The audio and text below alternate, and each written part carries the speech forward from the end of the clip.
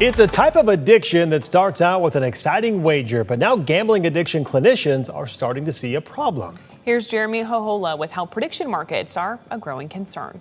In today's world, a gambling addiction is not just going to the casino or opening up your sports betting app. There's another concern: enter prediction markets. Prediction markets are places online where you can trade or buy event contracts on major news events like elections and the weather. It's a lot like gambling. But now, clinicians who work with people who have gambling addictions are starting to see the same hallmarks emerge among people who are using prediction markets. I spoke with Cynthia Grant, who is a licensed social worker at Birch's Health, which is an online therapy clinic for gambling addictions. And we talked a lot about this.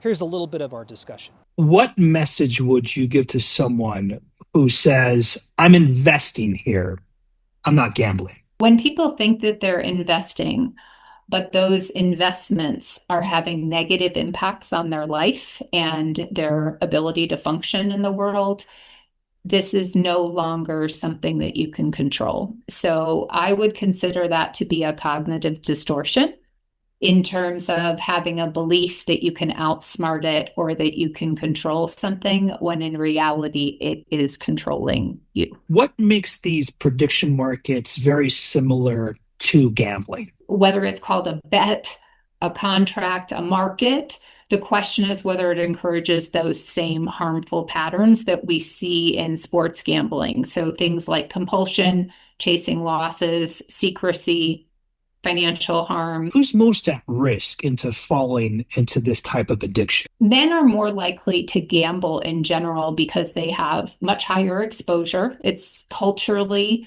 acceptable. Sports betting in particular is very heavily marketed towards men.